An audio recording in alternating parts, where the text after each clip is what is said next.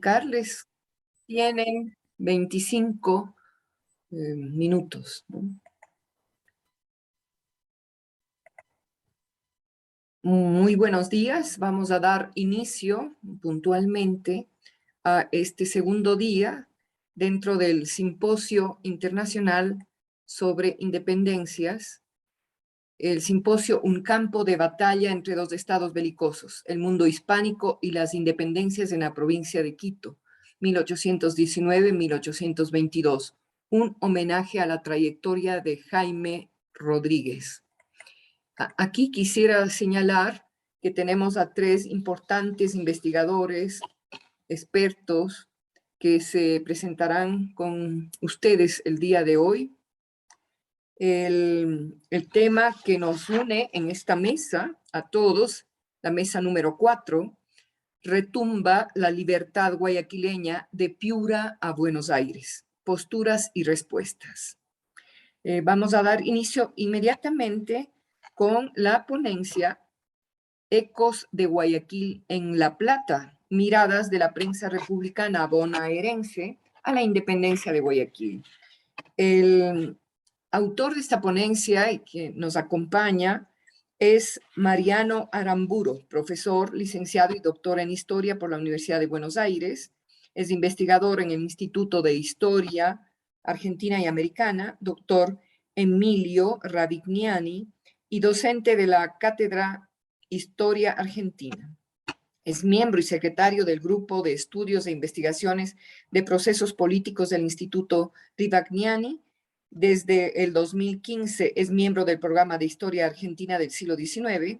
Asimismo, es investigador del proyecto estratégico PUE, las dimensiones de la desigualdad en la larga duración. Sus líneas de investigación incluyen las concepciones en torno a la conformación del Estado en Buenos Aires, la historia política y la historia conceptual y de los discursos políticos. Entonces, tiene 25 minutos. Muy bienvenido, muchas gracias. Mariano. Muchas gracias, buen día a todos. Muchas gracias por la presentación y gracias por la invitación al simposio. Pues mi trabajo es bastante chiquito, muy puntual, que es analizar qué se sabía en Buenos Aires de la independencia de Guayaquil y cómo fue interpretada esa independencia en la prensa de Buenos Aires, en un contexto muy particular para el Río de la Plata y para Buenos Aires en particular. Y digo un contexto porque para cuando Guayaquil se independiza, en el Río de la Plata no hay gobierno central. Desde febrero del 20, Buenos Aires dejó de ser el asiento de los gobiernos centrales. El directorio, último gobierno, había caído en febrero del 20, y eso provocó una cefalía que hace que el Río de la Plata abandone los esfuerzos finales de la guerra de independencia, sin perder nunca, por supuesto, el interés por el avance de los diferentes acontecimientos. Además de esa cefalía general para las provincias que estaban bajo ese gobierno central de Buenos Aires, eso va a provocar, en segundo lugar, el surgimiento de lo que conocemos como estados provinciales, ¿no? Todos esos territorios se van a gobernar de manera independiente, van a establecer muchos sus propias constituciones, bajo una égida republicana, pero también prescindiendo ya de una participación activa en la guerra de independencia. En ese caso, Buenos Aires ocurre lo mismo, se va a constituir como una provincia, si bien no va a sancionar una constitución, sí va a iniciar una serie de reformas importantes, que se conocen comúnmente como reformas rivadavianas, ya como Estado provincial, y dentro de las cuales, por ejemplo, está la idea de modernizar la sociedad, modernizar la administración, y dentro de esa modernización crear una esfera pública mediante la prensa. Entonces los periódicos se van multiplicando, y esa fue la fuente primordial para ver qué es lo que se sabía de Guayaquil y cómo fue interpretado. En general, los periódicos que yo fui revisando son periódicos favorables al nuevo gobierno de la provincia de Buenos Aires, Buenos Aires tiene muchos problemas para poder restituir el orden después de la caída del gobierno central. En el lapso de febrero y octubre de 1820 se suceden 9 gobernadores, gran cantidad de motines, cabildos abiertos, muchos problemas para establecer un orden político estable. Recién en octubre es vencido el último motín y bajo el gobierno de Martín Rodríguez se va a poder iniciar un periodo que después se conoce con el nombre, o que hoy conocemos con el nombre, de feliz experiencia.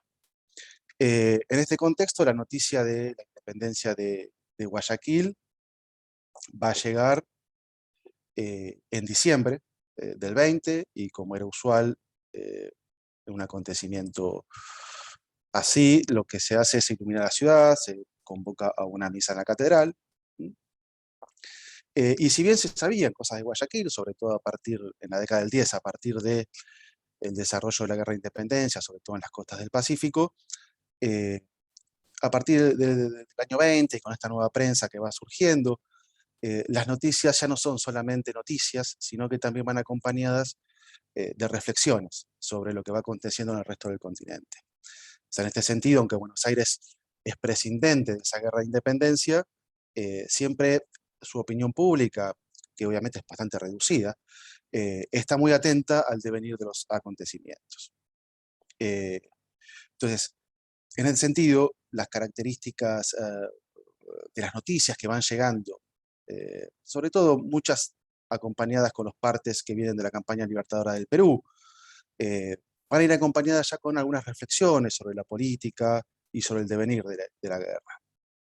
En este sentido, el hecho que en Buenos Aires parece llamar mucho la atención no es tanto la independencia de Guayaquil, sino lo que ocurre en 1822 con la incorporación de Guayaquil a la Gran Colombia.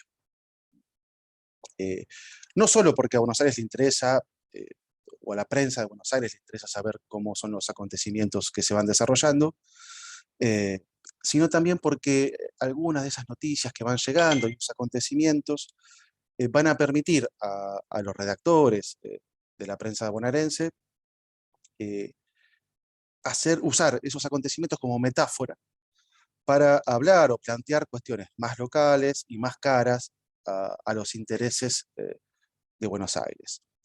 En este sentido, digamos, y para intentar sintetizar y entrar dentro del tiempo establecido, habría 3 grandes argumentos en estos debates que van a ocurrir a partir de la incorporación de Guayaquil. El primer argumento tiene que ver con la manera en que los territorios americanos, o el interrogante sobre cómo los territorios americanos se van a gobernar tras la guerra, y los efectos jurisdiccionales que va a tener la guerra de independencia. Asociado a esto hay un segundo argumento, que esto ya es mucho más particular para Buenos Aires, y que tiene que ver con la ocupación de la banda oriental, primero por los portugueses, y ya a partir de fines del 22 por los brasileños. Y un tercer elemento y ahí podemos agregar también una preocupación por las provincias altoperuanas, hacia las cuales Buenos Aires, si bien no hay en ese momento ningún intento de restituir o construir un Estado rioplatense, Buenos Aires siempre ve con esperanza que formen parte de un futuro Estado rioplatense. Y el tercer elemento de las reflexiones a partir de la incorporación de Guayaquil a la Gran Colombia tiene que ver con la interpretación de la política que lleva adelante Bolívar y de la política que lleva adelante la Gran Colombia.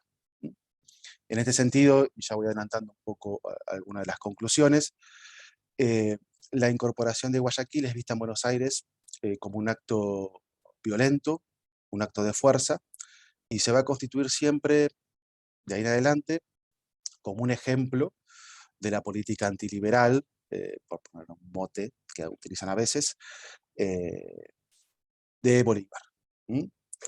El primer artículo, ya hablando un poco más puntualmente de estos debates, que hace referencia a esa incorporación violenta de Guayaquil a la Gran Colombia, aparece recién en septiembre del 22, en Buenos Aires. Todavía no llegaron los documentos oficiales, Eh, pero ya está el rumor dando vuelta en la ciudad, y un artículo que se publica en el Centinela, en su número 10, eh, que hace referencia a una preocupación sobre la tendencia de los gobiernos surgidos de la revolución en apropiar territorios, en acrecentar sus territorios. eh, Señala una línea muy casi perdida en medio del texto, ¿no? La pretensión de Colombia de agregar Perú y agregarse Guayaquil nos espanta y nos parece injusta.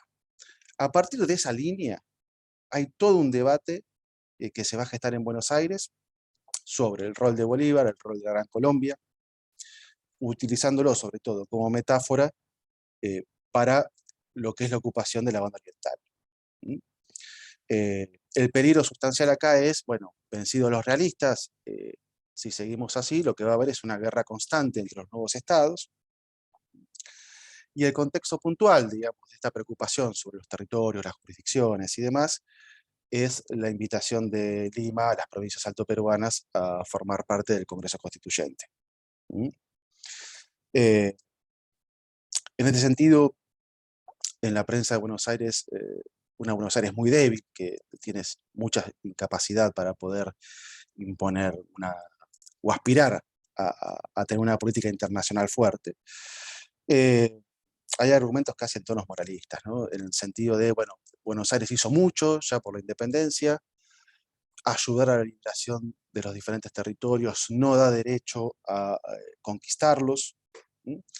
Y esta reflexión que figura en el Centinela va a ser reiterada también por el que en su momento es el periódico más importante de Buenos Aires, que es el Argos de Buenos Aires. Cuando llegan los documentos ya oficiales de la incorporación de Guayaquil a Gran Colombia, eh, en diciembre hay un remitido, ¿no? Estos remitidos que a veces aparecen que firma un americano, un ciudadano, donde hay una mirada favorable a lo que hizo Bolívar. Y ahí aparecen diferentes tipos de argumentaciones. En una parte importante son argumentaciones de tono histórico, ¿no? Lo que hoy ya llamaríamos usos del pasado, justificando la incorporación de Guayaquil, una lectura histórica que es bastante poco fiel a la historia jurisdiccional de Guayaquil, ¿no? Eh, pero eso rápidamente despierta respuestas. ¿Sí? Digo, en términos generales, la opinión pública de Buenos Aires es contraria a Bolívar y a la política de la Gran Colombia. ¿Sí? La respuesta de los redactores de El Centinela en este diciembre del 22 es restituir, ahora sí, mucho más adecuadamente la historia y la múltiple dependencia jurisdiccional de Guayaquil. Se reitera la idea de que ayudar a la liberación no supone las facultades de conquistarlo. ¿Sí? Y se hace referencia a que en verdad la opinión pública de Guayaquil evidentemente no era unánime y que hizo falta la presencia de Bolívar y de tropas para que esa incorporación se hiciera efectiva. Pero al mismo tiempo que en esta respuesta hay argumentos puntuales sobre Guayaquil, hay argumentos generales que expresan las preocupaciones propias del gobierno de Buenos Aires y esa opinión pública de Buenos Aires. El primer punto de estas argumentaciones generales es un rechazo a los argumentos de fronteras naturales para la constitución de los estados o de los futuros estados. Y esto tiene que ver con el argumento que usaron los portugueses para avanzar sobre la banda oriental en 1816, por ejemplo. Y en segundo lugar, se hace mención a la proclama de Bolívar del 13 de julio, de que iba a pacificar el territorio, que estaba invadido por la anarquía, que es también el mismo argumento que utilizan los portugueses en referencia al artiguismo para ocupar la banda oriental. En ese sentido, lo que se pone en duda, digamos, en la prensa de Buenos Aires es la legitimidad del acto de incorporación. Algo que el Argos en enero del 23 va a reiterar, señalando que si bien hubo un congreso que decidió la incorporación de Guayaquil, dice, todos sabemos lo que vale un congreso rodeado por un ejército. Nuevamente poniendo en duda la legitimidad del acto. Acá lo que hay digamos, en términos argumentales, por lo que la interpretación que yo hice, tiene que ver con un uso del derecho natural y de gentes en términos del consentimiento de que estos pueblos, para incorporarse a una asociación política, ¿no? Consentimiento, conveniencia, y que sería contrario a la idea de fronteras naturales, que yo incorporo territorios sin importar esa voluntad, ese consentimiento, de esas soberanías, ¿no? Que están en esas jurisdicciones. Eh, en enero del 23 la discusión continúa, sobre todo porque hay un nuevo contexto que es el arribo a Buenos Aires de Joaquín Mosquera para firmar un tratado entre Buenos Aires y Colombia, donde sobre todo aquellos personajes, digo, por, por referir a uno, Valentín Gómez, que es una extensa carrera diplomática, es un absoluto centralista, ¿no? Con lo que en el Río de la Plata conocemos comunitarios, va a escribir en un periodo que se llama La Vieja Argentina una opinión muy favorable a la manera en que Bolívar y la Gran Colombia solucionaron lo que él llama los negocios de Guayaquil.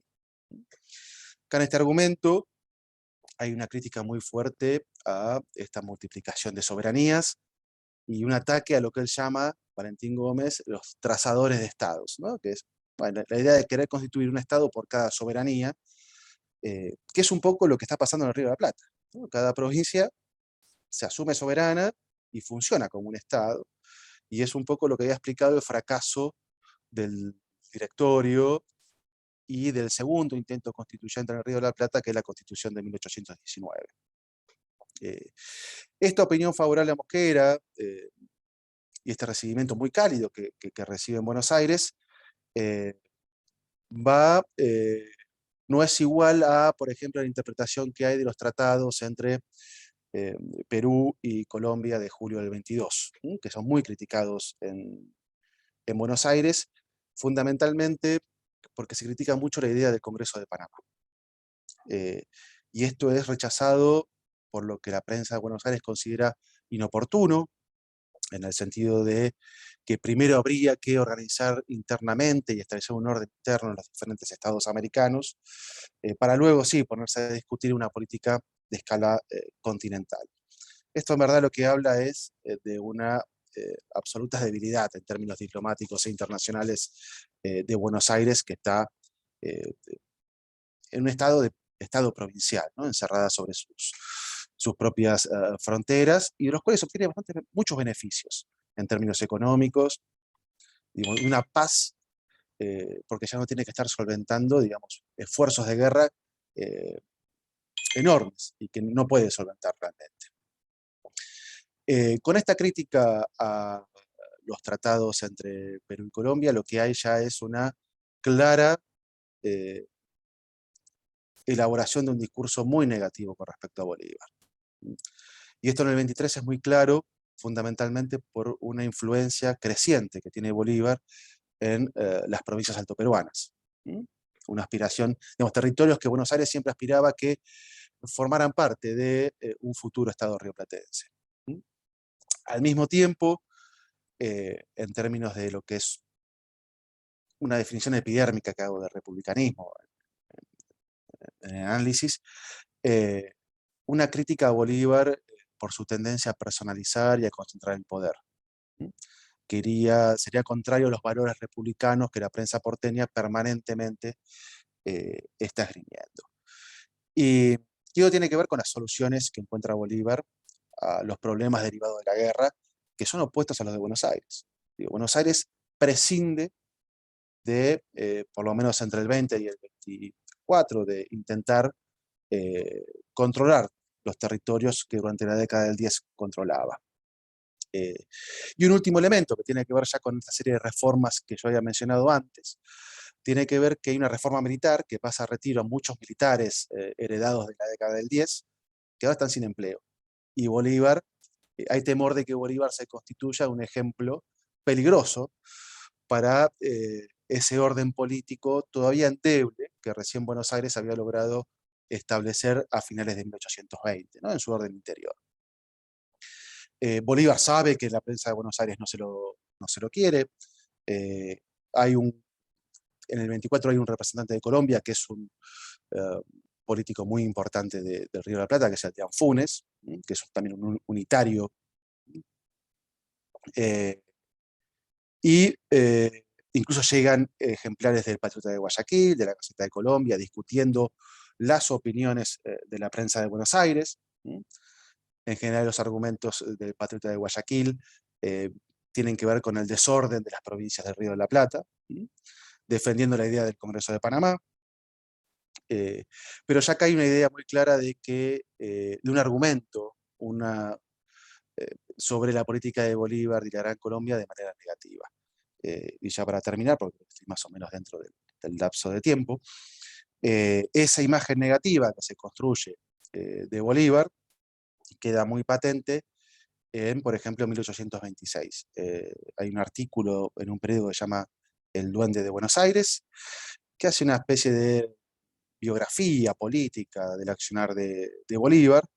Se lo acusa de antiliberal, tirano, sobre todo a partir de las constituciones vitalicias que se van sancionando, que va sancionando los estados con influencia de Bolívar. Y ahí la incorporación de Guayaquil a la Gran Colombia aparece como el primer eslabón, digamos, de un relato de acontecimientos que muestran fehacientemente el antiliberalismo de Bolívar, ¿no? Y se vuelve a reiterar la idea de una incorporación violenta, ilegal, legítima, de la experiencia de Guayaquil, en ese sentido. Entonces, en resumidas cuentas, la interpretación que se hace en Buenos Aires, o en la prensa de Buenos Aires, con respecto a la incorporación de Guayaquil a la Gran Colombia, tiene que ver con tres elementos. La primera, la importancia o la preocupación que hay por el devenir de esa guerra de independencia sobre la que Buenos Aires ya no tiene incidencia. Más allá de que queden tropas todavía del Río de la Plata peleando, pero ya no hay aportes financieros, no hay aportes en recursos humanos y demás.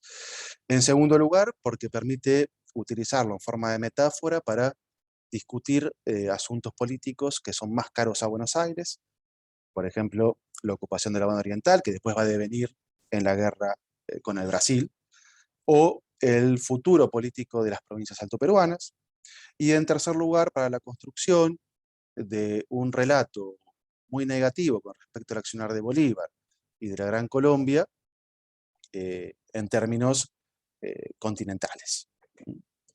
Y eso es mi pequeña investigación, muy chiquita, por cierto. Creo que estoy en tiempo, ¿no? Sí. Muchísimas gracias, Mariano. Pues tenía más tiempo, pero excelente exposición y muy clara. Muchísimas gracias. Vamos a abrir para el final de estas exposiciones un espacio para preguntas. Y felicitaciones. Vamos a dar paso inmediatamente a la segunda temática de esta mañana. Con nosotros está, de manera virtual obviamente, Elizabeth Hernández, de la Universidad de Piura, Campus Lima. Voy a dar lectura a una breve biografía y Elizabeth, muy bienvenida. Historiadora por la Universidad de Piura, máster en educación por la misma institución y doctora en Historia de la Iglesia en América Latina por la Universidad de Navarra. Sus líneas de investigación son la historia regional, la religiosidad durante el proceso de la independencia y la historia, pensamiento y cultura del Perú. Su tema, el que nos va a presentar el día de hoy, que tiene que ver mucho con esta relación que existe entre la región de Ecuador, Guayaquil, por supuesto, y el norte del Perú. El tema es redes tradicionales en el norte del Perú, la intendencia de Trujillo y Guayaquil en el proceso de la independencia. Muy bienvenida, Elizabeth. Comenzamos. Muchas gracias, Ana Luz, por la presentación. Primero disculpar la voz, ¿no? Que hoy no la tengo muy bien por el cambio de temperaturas que ha habido en casi toda la costa peruana, así que mis disculpas por ello. Y también empezar comentando que estoy muy contenta de participar. Agradezco a los organizadores de este evento la invitación a un simposio virtual tan interesante y sobre todo en homenaje a un grande, ¿no? a nuestro Jaime Rodríguez. Gracias, Ahmed, de manera particular por la invitación concreta. Bueno, voy a compartir algunas, en realidad pongo el PowerPoint para compartir un poco un mapa y algunas citas con las que me voy a ayudar. Para no salirme del tiempo, voy a recurrir al texto escrito, el resumen, ¿no? Digamos, el artículo completo ya se verá luego, en ese caso, en la publicación. Entonces, empiezo. El norte peruano y la zona surecuatoriana constituyeron prácticamente una unidad económico-productiva de singular importancia en el espacio sudamericano durante el periodo virreinal. La cercanía geográfica generó el surgimiento de redes de comercio entre grandes, medianos y pequeños comerciantes a uno y otro lado de una frontera que fue para ellos más una referencia que un hito diferenciador. Tales conexiones posibilitaron un tránsito regular de personas, mercancías, bienes culturales, ideas e imaginarios políticos. Pero esta relación entre el norte del Perú y el sur del Ecuador no siempre fue homogénea e invariable. En esta presentación propongo algunas ideas acerca de la importancia que para el norte peruano supuso el devenir político y autonómico e independiente del sur del Ecuador, privilegiando la mirada sobre Guayaquil. Esta relación, la relación, no está suficientemente trabajada en la historiografía y la documentación publicada es escasa, además de muy fragmentaria. Así que la propuesta se limita a analizar las circunstancias que llevaron a las primeras proclamaciones de independencia en uno y en otro espacio, y las repercusiones que aquellas tuvieron entre sí, considerando las distintas etapas que atravesó la guerra hasta la consumación definitiva de la ruptura política. Bueno, durante el virreinato y desde un punto de vista político-administrativo, el norte del Perú comprendía inicialmente las provincias integradas en el Obispado de Trujillo y luego aquellas que conformaron la intendencia del mismo nombre. En el ámbito económico, sin embargo, la extensión era mayor, puesto que el norte integraba además la sierra del actual Ecuador, con Quito y Cuenca como referentes de peso, y Guayaquil en la costa. Dentro de este espacio regional ampliado que ha estudiado muy bien Susana Aldana, que nos acompaña también, se fueron construyendo a lo largo del tiempo unos lazos económicos de gran vitalidad en la historia del virreinato del Perú. Resumiendo mucho, la conexión económica estuvo dada por la estrecha relación entre los puertos de Paita y de Guayaquil. Ambos pueden ser catalogados como los puertos de referencia para el desenvolvimiento económico de toda esta región. Por ejemplo, Jorge Juan y Antonio de Ulloa se referían al puerto de Guayaquil como los Países Bajos del Equinoccio, siendo además este puerto un importante astillero en el Pacífico Sur. Guayaquil era además clave en las transacciones económicas desde Nueva España hasta el Perú. Y en este circuito portuario se insertaba Paita como puerto menor en el Pacífico Sur, pero como punto de recalada también fundamental para la Armada del Mar del Sur. Guayaquil y Paita se convirtieron en centros de arrastre y de redistribución de los recursos locales y de los bienes venidos del Pacífico y del Atlántico. Muchas fortunas se amasaron en esta región, tanto por la vía legal como por el contrabando, el cual era ejercido por los grandes y pequeños mercaderes, así como por las propias autoridades americanas. Fueron estas y otras muchas conexiones las que mantuvieron fuertes a estas familias en momentos de gran desequilibrio político, permitiendo incluso a bastantes de ellas atravesar incólumes el proceso de independencia. En el punto siguiente quiero comentar algo que he titulado La Revolución Quiteña vista desde el norte del Perú. Bueno, la crisis política que atravesó la monarquía hispánica a raíz de la invasión napoleónica afectó significativamente la historia de los reinos americanos, ¿no? Del Atlántico y del Pacífico. Para el caso que nos ocupa, el virrey Abascal, el virrey del Perú, Abascal, impidió la formación de juntas de gobierno, pues consideraba que podían ser el germen de futuras independencias. Y no se equivocó, ¿no?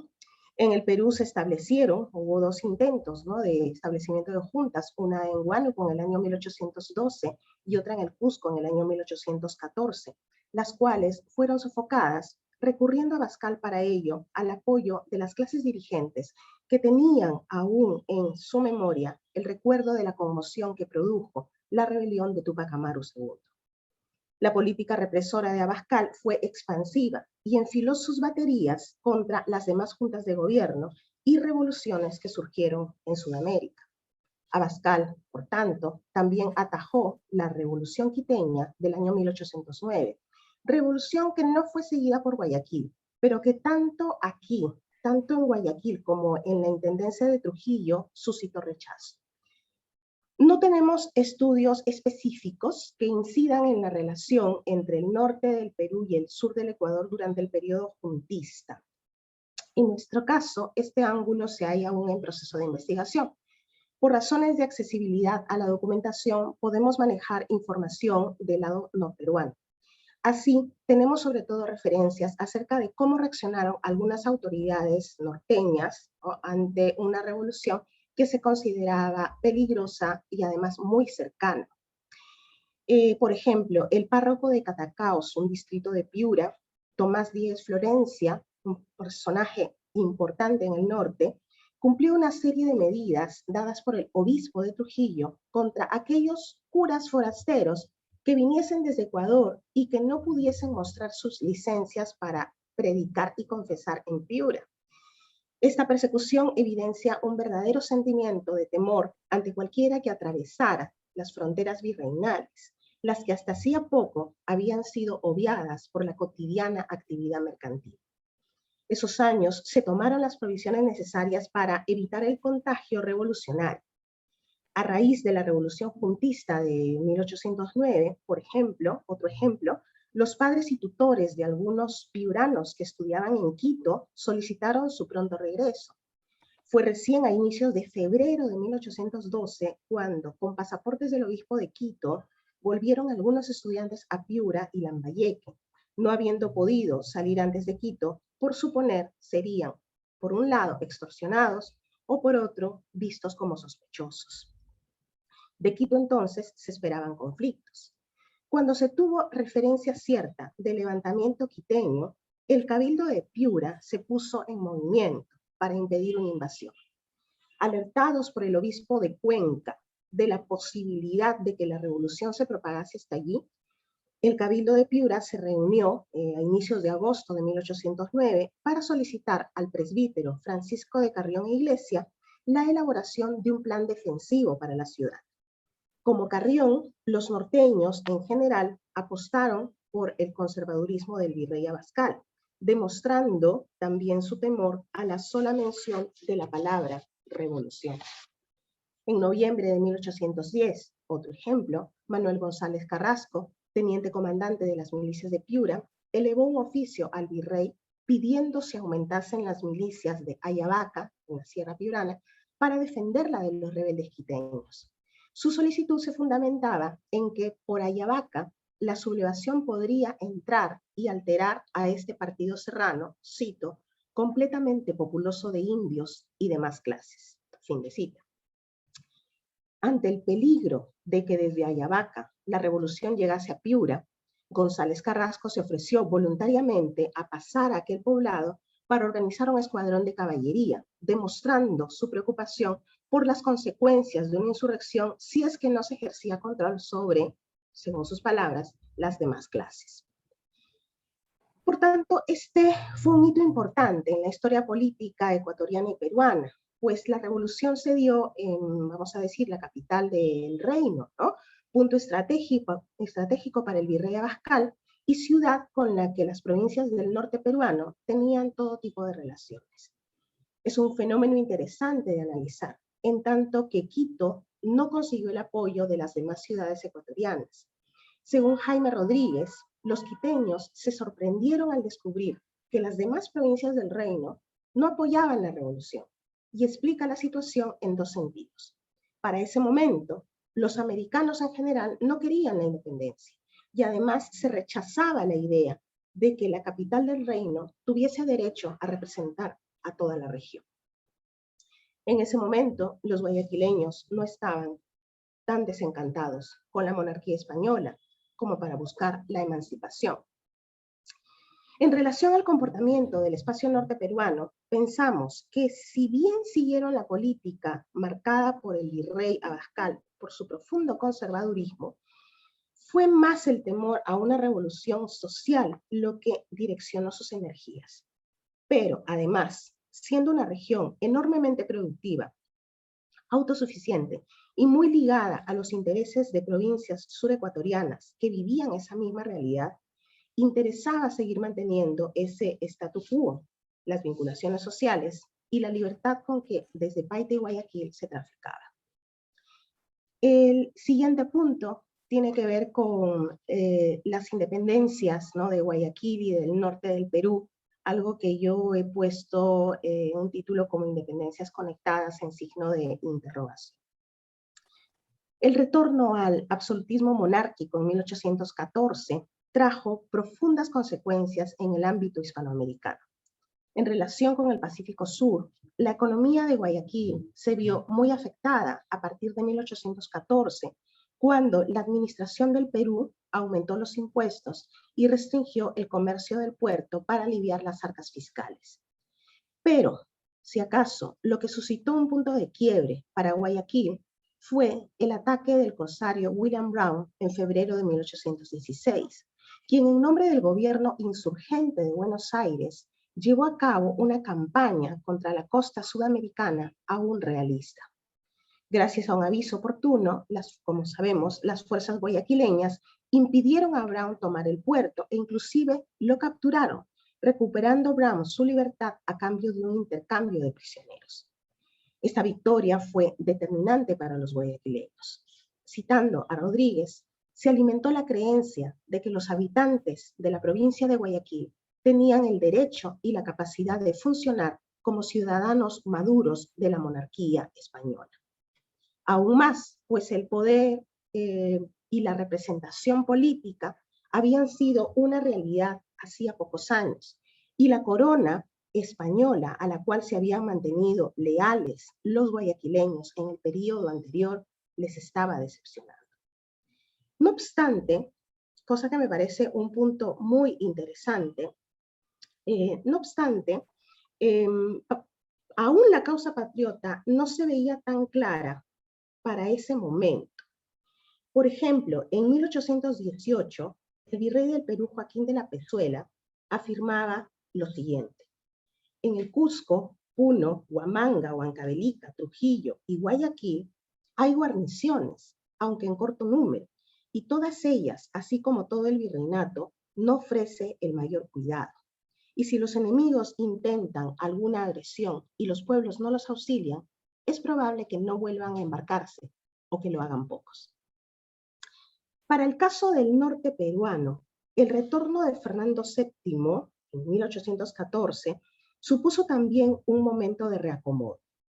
El espacio norteño, al igual que ocurrió con Guayaquil, se vio afectado de manera indirecta por la proclamación de la independencia de las Provincias Unidas de Sudamérica en 1816. Algunos comerciantes norperuanos afirmaban haber tenido pérdidas mercantiles con la revolución de independencia bonaerense, en tanto que tenían intereses en ese lejano puerto, y sus bienes allí habían sido confiscados por los patriotas. Si bien para el caso del norte peruano, William Brown no supuso un contratiempo, solo el temor ante la posibilidad de que pudiese llegar por allí, la realidad de una incursión patriota se produjo en abril de 1819 a cargo de otro pirata, ¿no?, Thomas Cochrane. La marinería de Cochrane asoló varios puertos peruanos. Cochrane era el líder de la expedición de la Armada Libertadora, ¿no? Entre esos puertos asolados, los puertos peruanos asolados por Cochrane, estuvo Paita.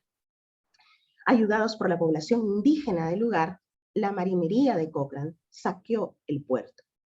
En la documentación oficial, la Escuadra Libertadora en Paita pasó a denominarse los Piratas de Chile. En este sentido, el sentimiento de la vecindad norteña fue de rechazo a las ideas de independencia o de revolución y de temor a una inversión del orden social, habida cuenta del comportamiento de los indígenas del puerto.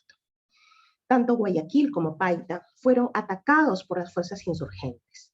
Guayaquil salió fortalecido, como se ha dicho, en la percepción de su poder.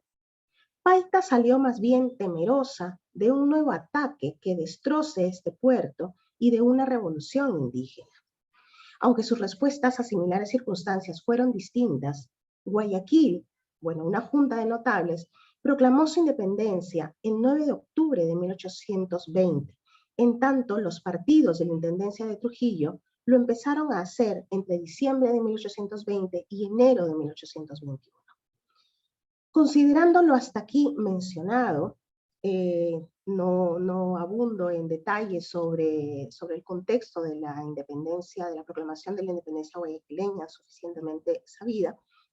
Considerándolo hasta aquí mencionado, ¿qué factores contribuyeron a que las independencias de Guayaquil y del norte peruano se empezaran a proclamar en 1820? Estudios hay sobre ello que nos dan luces sobre uno y otro lado de la frontera. Sin embargo, ante la pregunta que incide en si estas independencias estuvieron conectadas, creo que hasta el momento la historiografía no ha dado una respuesta definitiva. Nos falta documentación. Sorprendentemente, por ejemplo, para el norte peruano no existen actas de proclamación de independencia. Existen de juras de independencia en algún caso. Estas actas de proclamación se han perdido, tal vez adrede, en el periodo mismo de la guerra, como se suele afirmar, por ejemplo, para el caso del acta de proclamación de independencia trujillana, ¿no? Lo que podemos deducir es que la independencia del puerto guayaquileño influyó decisivamente en la del norte del Perú. No en tanto que patriotas de uno y otro lado activasen un plan a ejecutar de manera concatenada y casi simultánea, ¿no? Sino en el sentido de que el norte del Perú, aún realista, se sintió cercado.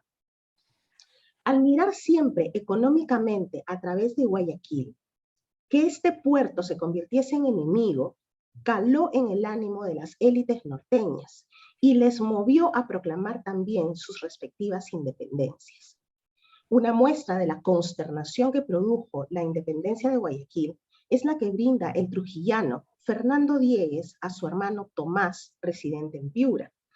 En carta del 30 de octubre de 1820 y desde Trujillo le comentaba: ya habíamos sabido por el propio que pasó para Lima hace más de 8 días la conspiración de Guayaquil.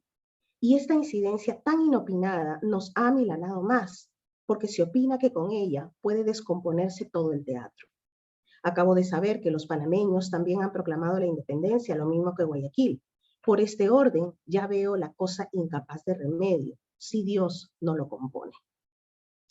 La opinión que manifiesta Fernando Diegues sintetiza la importancia que Guayaquil tenía para el norte peruano como pilar de la resistencia antipatriota que había caracterizado a ese espacio, sobre todo en la década anterior. Considerando las conexiones de todo tipo en este gran espacio, se entiende la preocupación de este miembro de la élite que pronosticó la victoria patriota en su tierra, contemplando impotente lo acontecido en Guayaquil. De otras misivas se aprecia que muchos en aquella ciudad trujillana se disponían a abandonar sus casas para refugiarse en la sierra, desde donde pensaban podrían sobrevivir. José de San Martín nunca llegó al norte peruano, pero su fantasma hacía temer su incursión. Informaciones erróneas de todo tipo estuvieron a la orden del día, agudizando la angustia y el desconcierto. En otros escritos, por ejemplo, he puesto en evidencia que mucho antes de que se proclame, por ejemplo, la independencia trujillana, que se proclama a fines de diciembre de 1820, ya familias trujillanas estaban emigrando, estaban saliendo del Perú, por ejemplo, rumbo a España. es el caso de los diegues, que es precisamente una documentación súper rica y una importante beta para la investigación. Bueno, a la proclamación de la independencia de Guayaquil en octubre de 1820, siguió la preocupación por la suerte de aquella ciudad-puerto. Existían tres tendencias entre la clase dirigente y la población guayaquileña. Mantenerse independientes, que era el sentir mayoritario, ¿no? Unirse al Perú, y en un muy reducido número de adictos, nos dice Rubén Vargas Ugarte, unirse a Colombia. Guayaquil era ambicionado por Simón Bolívar, ¿no? Como hemos visto también, eso hemos coincidido con la exposición de Mariano, era ambicionado por Bolívar para unirlo al Estado gran colombiano que había inaugurado. Tanta importancia concedía el líder venezolano a esa plaza que desde un principio pensó en anexarla a Colombia sin prestar atención, en palabras de Vargas Ugarte, a la voluntad de los habitantes de esa provincia. La intención de Bolívar era harto conocida en el norte del Perú. Desde el puerto de Paita, Pedro José Roca le escribía a José de la Ribagüera y Sánchez Boquete, en ese entonces prefecto de Lima, que luego, ¿no?, va a ser nombrado primer presidente de la República del Perú, le escribía a Ribagüero desde Paita dándole cuenta de la suerte infeliz, miserable y adornada de cuantos males hay que sufre Guayaquil, oprimido por las tropas de Colombia, que lo han ocupado bajo el velo de amigos y protectores. Ellos, al saber la suerte de Lima y al considerar se les puede escapar de las manos una presa que ven con ambición, están practicando las acciones más negras que usted puede imaginar. Esta información, repito, viene desde Paita. Estamos hablando de una carta del 22 de agosto del año 1821, cuando ya se había proclamado la independencia en Lima. Isabel, Guayaquil tiene también, 3 minutos. sí, 3 minutos, Guayaquil, gracias. sí, Guayaquil también era pretendido por el Perú, habida cuenta de su importancia estratégica, de su poder económico, de ser un astillero natural peruano y de la historia compartida. Se había independizado Guayaquil, pero faltaban las demás provincias ecuatorianas. Si a esto se le unen las ambiciones bolivarianas, se entiende que la suerte de Guayaquil aún no se consideraba definitiva. En este periodo de guerra, la relación con el norte peruano siguió siendo fuerte, entre otras razones, porque aquel espacio, Piura en concreto, fue el centro de operaciones más importante en dirección a Ecuador, y porque desde allí partieron refuerzos militares en apoyo a los patriotas guayaquileños y quiteños. Luego de la batalla de Pichincha, Guayaquil fue finalmente anexada a la Gran Colombia con medios de coerción en momentos de euforia por el triunfo patriota en el campo de batalla. Paso a reflexiones, algo que pretende ser reflexiones finales, ¿no? Las proclamaciones de independencia de Guayaquil y de la Intendencia de Trujillo del Perú no se muestran, según lo visto, como procesos conectados en su proyecto y ejecución. Por el momento se nos presentan paralelos. Los puntos de quiebre están claros, tanto la incursión de Brown como la incursión de Cochrane en Guayaquil y en el norte del Perú, respectivamente. Pero en esta historia, la conexión entre los espacios reseñados también puede ser analizada desde otra perspectiva o desde otro ángulo. Por ejemplo, la persecución contra los peninsulares. Persecución contra los peninsulares que normalmente la historiografía considera que se inicia a partir de la proclamación de la independencia de Lima en julio del 21, pero que en realidad se desató primero en el norte peruano, al ser el norte peruano el primer gran espacio independiente. Y se desencadenó ante el temor de que aquellos peninsulares fuesen posibles traidores y aliados de los realistas que se encontraban en la sierra y en el Ecuador. Bueno, los realistas de ambos lados de la frontera se auxiliaron. Y tenemos un caso emblemático, el caso del peninsular y vecino piurano Joaquín de Helguero y Borgoya, que era uno de los comerciantes más importantes de la localidad del norte del Perú.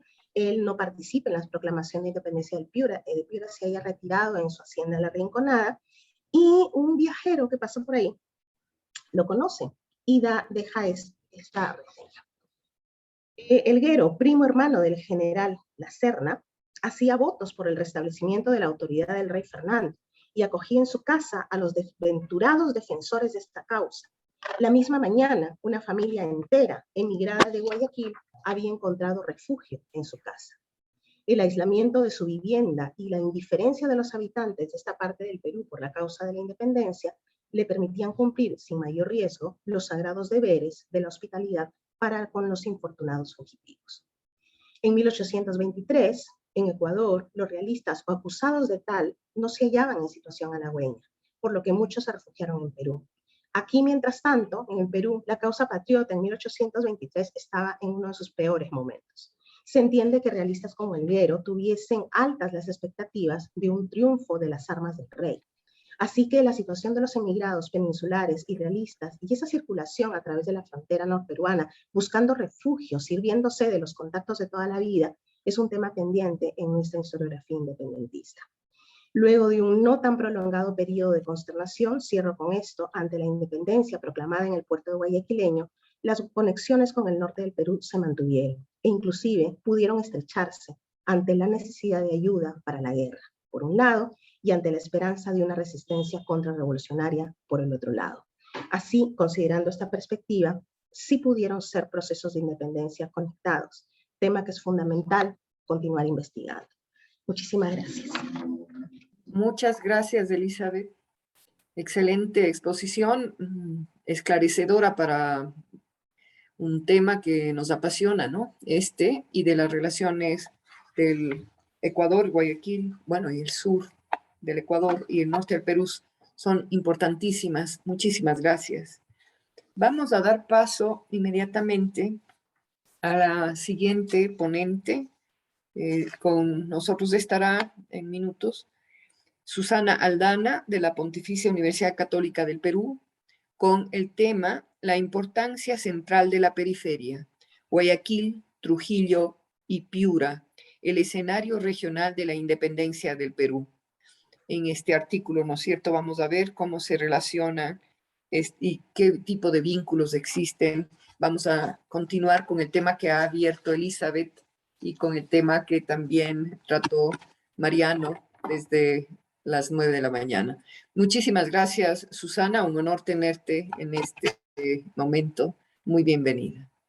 Ok, muchísimas gracias a todos, a Ahmed, con quien he tenido una amena conversación porque me ha soportado a lo largo de los comentarios y de las ideas que hemos ido intercambiando. Agradezco también al IPGH que me hayan permitido también participar y además les agradezco que hayan armado esta mesa porque, como se verán, es un tándem peruano que vamos a trabajar justamente el norte del Perú y el sur del Ecuador, lo cual me parece genial porque tendremos dos visiones distintas que no por eso dejan de ser interesantes para ser pensadas. O sea, realmente vamos a tener diferentes posibilidades de pensar una misma realidad, que eso creo que pensar es lo más importante. Muy bien, yo voy a utilizar el PowerPoint porque más bien es muy denso lo que quiero decir, entonces me parece más fácil hablarlo que leerlo. Entonces, yo le pongo la importancia central de la periferia y me cuelgo también de cosas que ya dijo Elizabeth. En realidad, ¿por qué digo la periferia? Porque, como nos ha dicho ella también, no solo yo, la historiografía peruana se centra en todo lo que es el surandino, Surculapustre, Titicaca, la importancia de lo que es la minería. Y en el caso de Ecuador, pues el grueso de los estudios se centra en todo lo que es Quito, la importancia de los obrajes y todas las relaciones en torno a este tipo de economía. No es que no hayan trabajos sobre Guayaquil, pues están los trabajos clásicos de Hammerling, Mariana Laviana Cueto, hay espectaculares trabajos, pero en realidad pues somos un poco huérfanos en conjunto. Y la pregunta de la conexión resulta muy interesante para entender a un espacio que hasta hoy mantiene los vínculos totalmente vigentes. Yo lo que hago es centrarme en 3 ciudades. No todos, hay que recordar, lo veremos un poco, no todos tienen la categoría de ciudad, y voy a centrarme en realidad, Guayaquil, Trujillo y Piura, y tomar como sujetos históricos a las ciudades. Entonces, lo primero que quiero hacer es plantear algunos supuestos, como para un poco romper las normas, las ideas que podemos tener en la cabeza. Mi primera parte, los vínculos en juego de la periferia entre la gobernación y la intendencia, lo que quiere es ver cómo se constituye una región es un espacio que es una geografía utilizada que merced al comercio se convierte en región. De ahí, de ver este espacio, cómo se convierte en región, utilizo a las ciudades y las ciudades se convierten entonces en nudo administrativo y cómo se organiza la región desde la ciudad y las capturas en la independencia fundamentalmente es el control de la ciudad más que las batallas militares, que no las niego, son importantísimos en estructuras nacionales, pero el control de la ciudad te da el control de la villa y de los pueblos. Y por eso es interesante todo ese juego de las retroversiones de la soberanía, que no es al estilo de España, es al estilo americano.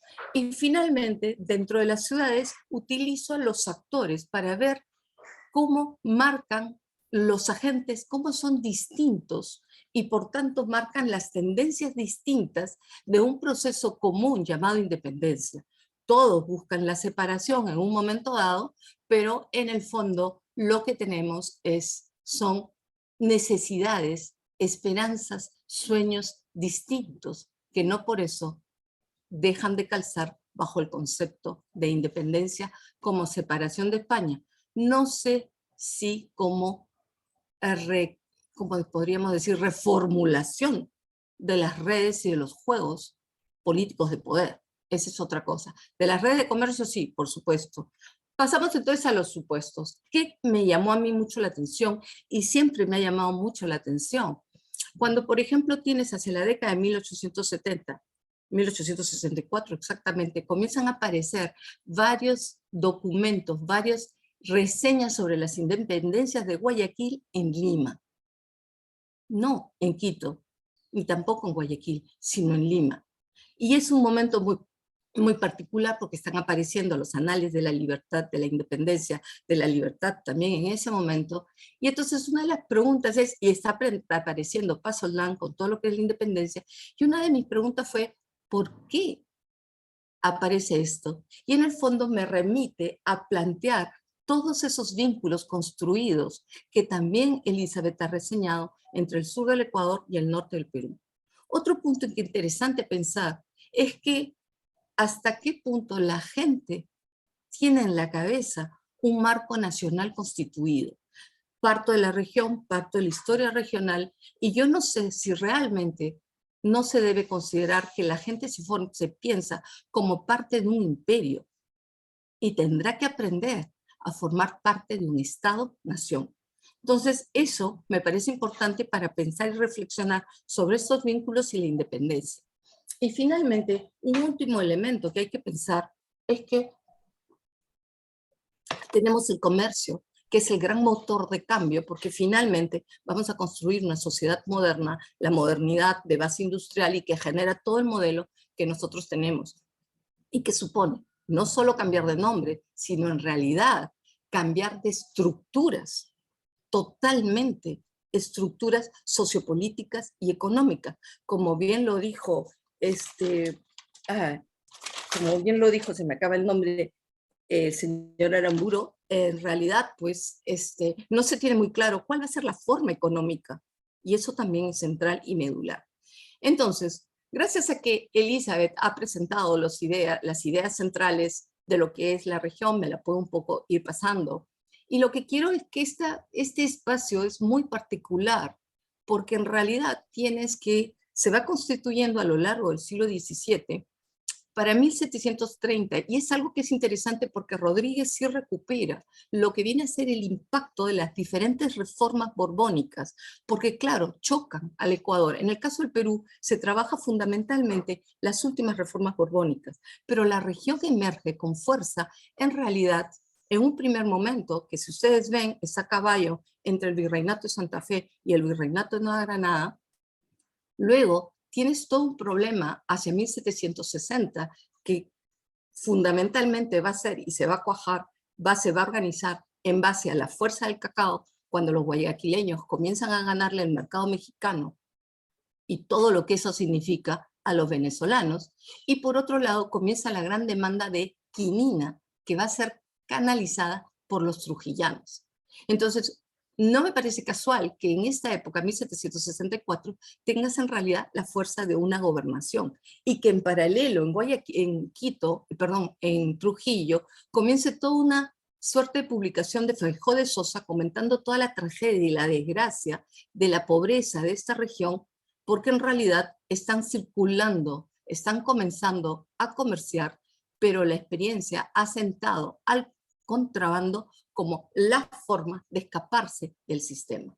Finalmente, en efecto, la última gran reforma, la de 1780, tiene un reconocimiento total en el Perú por el impacto en el sur, pero es verdad que es una suerte de espaldarazo a Trujillo cuando se crea la independencia, porque tal como dice Frank Díaz Petel, Trujillo se encuentra feliz y contento con una mini corte dentro del vicerreino, una suerte de mini corte en la cual las expectativas de los nobles encuentran un espacio de realización.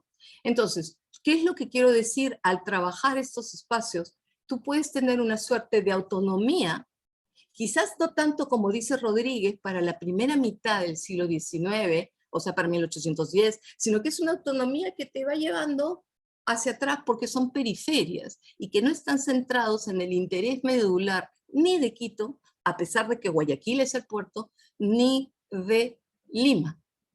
Lima central en el sur, Quito, pero sí tiene el problema con Trujillo, Guayaquil, con Trujillo y con Cuenca. ¿Por qué? Porque el espacio arranca o cierra, depende en dónde estemos, en Trujillo, que es una ciudad nobiliaria, señorial y nobiliaria, y que cierra en Cuenca, que es una ciudad señorial emergente de grandes comerciantes, y en el camino hay toda una red, como les había dicho, de villas y de pueblos que están moviéndose en este espacio y cuyo puerto principal es Guayaquil. Aquí en esto no me acordé del mapa que sacó Elizabeth, que en realidad hubiera sido más fácil construirlo, y a la hora de la hora lo que tienes es entonces Guayaquil. Y Guayaquil lo que hace es, Cuenca, según el recordado Jorge Núñez, tenía el control incluso de los diezmos y de toda la negociación indirecta de lo que podía ser el cacao. Y en el caso de Guayaquil hay que considerar, y por eso considero a Piura, obviamente, como también lo ha mencionado Elizabeth, la figura de Piura. Piura es de Paita, Piura es la ciudad, Paita es el puerto. Y es una característica muy común del espacio costeño peruano que la ciudad es tierra adentro y el puerto, dependiente de la ciudad, es al mar. Y Paita además se constituye en la cara marítima visible de Guayaquil. Y entonces acá tenemos un espacio muy interesante que además se va a vincular, como les decía, hacia lo que viene a ser el caso de Guayaquil, va a estar vinculado a todo lo que viene a ser México y hasta el sur de Estados Unidos contemporáneamente. No por puro gusto, Villamil, héroe de la independencia de Guayaquil, es luisianés, de la Luisiana, y la madre de Villamil hace reuniones y saraos en francés. Y en el caso de Piura, pues tenemos personajes como Francisco Tábara, que escribe perfectamente en inglés, toma vinos franceses y debe fumar, supongo, los habanos cubanos. Entonces, acá tienes un espacio y una realidad interesante. Trujillo se vincula hacia lo que viene a ser el tráfico comercial tradicional, que es el de que parte desde Lima hasta España, y se vincula porque el mercado final es la botica real y es la quinina. La quinina, que dicho sea de paso, haciendo un excurso, no solo permite este tipo de relaciones, Cuenca, el marqués de Solanda, y luego también marqueses de Villa Orellana, tienen su poderío establecido en Cuenca, ya sea por el ojo de Zaruma y por la cuenca, la cascarilla, que sale de Cuenca por Trujillo.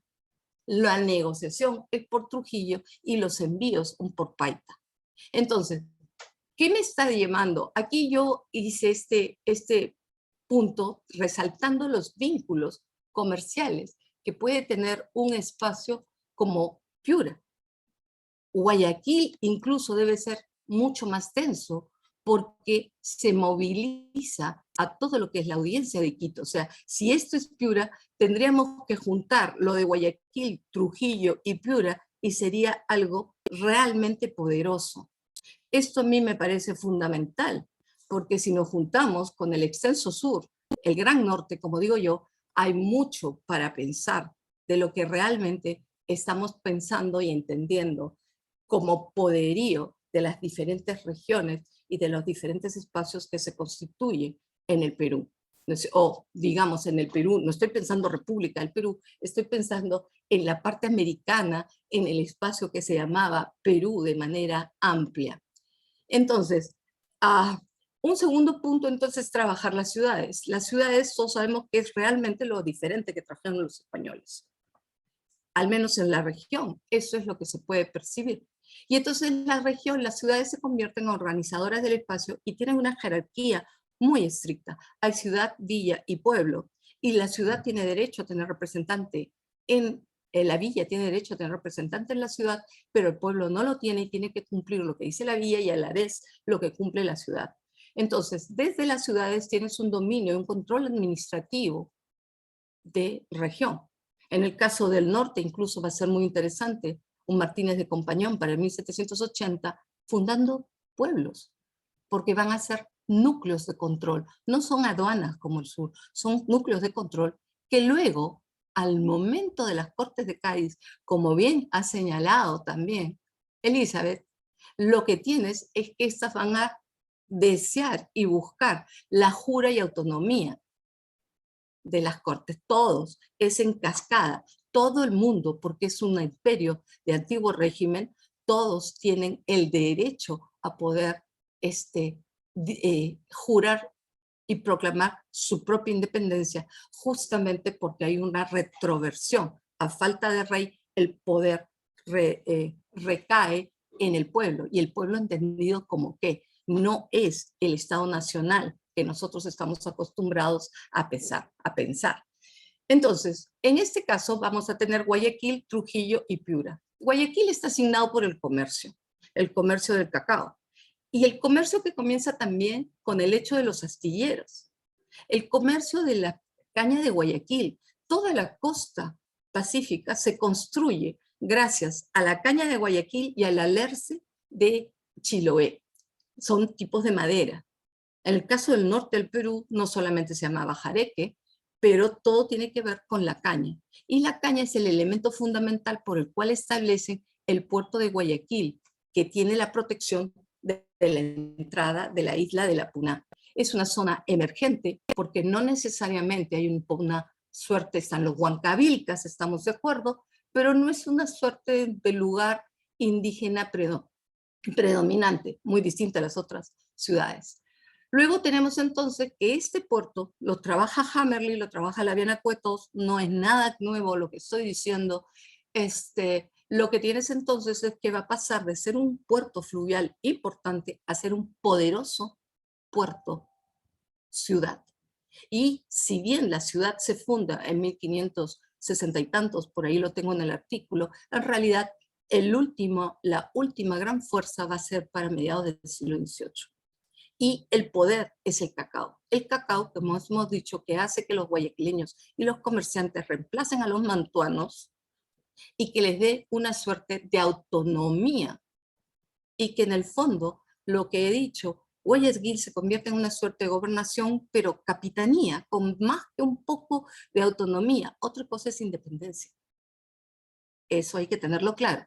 Una cosa es autonomía y otra cosa es independencia. Entonces, lo que tenemos es que hay un activo contacto comercial, porque es puerto, es astillero, es puerto, tiene cacao, y además va a ir jalando en esas conexiones a Paita, porque Paita se va a convertir en la cara visible de Guayaquil.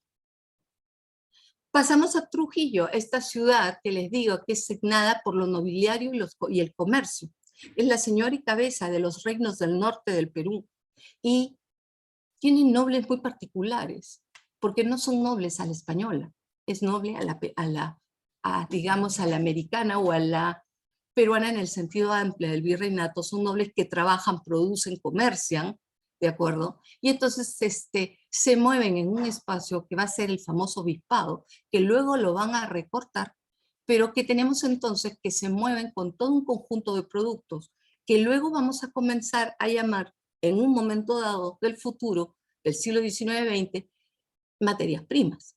Pero es la quinina, es el azúcar, es el tabaco, son productos que están siendo negociados desde Trujillo y también en Guayaquil. El tabaco Bracamoro sale para Chile, el tabaco costeño sale para Guayaquil.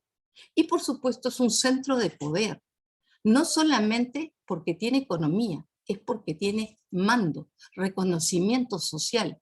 No necesitas ser autoridad, eres el Señor y el Señor te da toda una posibilidad de actuación. Una contraparte distinta, es contraparte por eso, en realidad es Cuenca, que no lo trabajé porque estoy trabajando en Guayaquil. Luego tenemos entonces Piura, signada por el puerto de Paita, es un eje, Piura-Paita, que, como he dicho, se va a convertir incluso hacia 1815 en la Little Jamaica. Porque claro, estos comercios no se limitan a México, sino que van a tener contacto con todo lo que va a ser el Caribe neogranadino, el Caribe británico, que trabaja, por ejemplo, Bassi. Y entonces tienen acceso, y prácticamente todos los piuranos, grandes piuranos comerciantes, van a tener casa de comercio en Guayaquil. Y van a comenzar a llegar gran cantidad de comerciantes extranjeros, sobre todo cuando en la guerra de 1796 a 1808 con anglo-española se comienzan a cerrar y fastidiar los mercados del Caribe. De pronto, para 1800, comienzan a aparecer gran cantidad de balleneros españoles, balleneros norteamericanos, comerciantes franceses, ingleses, pero el mister puede ser un inglés jamaiquino, comienzan a aparecer cubanos, y entonces lo que tienes es que Piura se convierte en lo que siempre fue el punto de entrada a lo que es el norte y la Sierra Norte y Ceja de Selva peruana, pero a la vez el camino, entre comillas, más simple hacia lo que viene a ser Loja, Cuenca, Riobamba, Quito. Y de ahí se engancha con otros circuitos que terminan en el Caribe. Entonces, aquí lo que tenemos son diferentes redes sociales y por tanto hay diferentes tipos de personajes. Si en Trujillo podemos encontrar un gran número de nobles comerciantes y nobles vinculados, por ejemplo, con los Villa Orellana o con el Marqués de Solanda, qué casualidad, Sucre, ¿no es cierto?, después convertido en Marqués de Solanda, y tienen vínculos con lo que viene a ser Trujillo. En el norte tenemos, sí, no solamente es el caso de Diegues, que nos ha dicho Elizabeth, sino también, por ejemplo, el Marqués de Salinas. La solución es, me encierro en mis haciendas y me convierto como en un pequeño reyesuelo. El Marqués de Paredes es espectacular en eso. Y entonces, lo que tienes es que acá hay una gran cantidad de población indígena y población negra. Es el punto de encuentro entre la población indígena, que la particularidad es que es blanca, y la particularidad de los negros en gran cantidad en lo que viene a ser el norte del Perú. Entonces, por eso es la comercial, la señorial comercial y la militar señorial, y lo que viene a ser Piura, que es una suerte de definición. Las juras y proclamas entonces me van a dar mucho que pensar. Espero que todavía tengo tiempo. Tiene unos 2 o 3 minutos, doctora. Ya. Corro. Disculpen. Entonces, ¿qué tenemos entonces? En Guayaquil lo que tenemos es que la independencia de Guayaquil es larguísima. Como bien ha mencionado, comienza hacia 1800, 1812, y todos los textos de Villamil, de Fajardo y todos los que están ahí, te están señalando la posibilidad, la realidad de que va del 1812, 13 a 1822 y de 1822 a 1829. La independencia de Guayaquil no solo se da, un 9 de octubre de 1820, se da la separación la declaratoria del principio, pero luego hay que construirlo, que eso es muy importante. Y en la declaratoria te das cuenta que lo vienen preparando. Sí, pues Brown es muy importante. Brown le da la posibilidad, no solo, como dice Rodríguez, la posibilidad de soñar en ser autónomos, independientes, soberanos, que ya lo son, autónomos, que ya lo son, bastante, miren los trabajos pioneros de Hammerly, sino también da la posibilidad de que, ¿cómo decirlo? Da la posibilidad de tener la certeza de que pueden defenderse. Algo que se conoce para el caso de Buenos Aires, justamente con la incursión de un pirata, no sé si del mismo o de un apellido semejante, no sé si es Brown o doble N, y depende de si es el mismo o no. Y en todo caso, incluso es interesante porque sí es verdad que sufren a Cochrane, pero también es verdad que los guayaquileños se están largando de frente a Lima a entrar en contacto con San Martín. San Martín no va, pero ellos sí van a buscarlo. Y ahí está el encargado, va a ser Villamil, y lo cuenta. Y son también masones, y hay comerciantes. Y está una cuestión militar, porque están militarizados, porque tienen desde el 12-13, que están en la defensa. Y hay batallas militares en Guayaquil, y a la hora de la hora tienes que son los comerciantes, los que están detrás de la fragua de Vulcano, que son masones, y que en el fondo no la tienen todo consigo. No es que sea realmente pensada, pero es el momento. Y se están tirando para atrás cuando entra Urdaneta y Febres Cordero y fuerza la situación. Y la situación se decanta y el 9 de octubre se da la independencia de Guayaquil. Pero está pensada, sí, pero no se sabe cuándo, porque en el fondo, si tú les dejas actuar lo que quieren, no sé si no se dan cuenta. Yo creo que sí, porque sí se dan cuenta que van a perder algunas cosas. Finalmente, Trujillo y Piura. Trujillo rapidito, que tienes todo lo que son Tiene un minutito nada más para no pasarnos. marqueses. ¿Por qué es interesante? Porque es Aymerich en Cuenca, el que es Carrión y Marfil, el que le envía a su primo Villagarcía y le dice a Aymerich, mira, Torretagle es un insurgente, y Aymerich, sin ninguna, le manda a Tolrá, y lo que viene a ser lo que es el Numancia, una parte. Tolrá llega, habla además, y cuando capturan al Tolrá, Torretagle, es el 28, el 29 se independizan. Y por supuesto hay otras señales. Tolrá se escapa, protegido por la marquesa de Torretagle, se sube a la sierra, 5 meses después, Huamachuco, Otusco, Chachapoyas y Osurco, realistas. Ahí hay mucho que ver.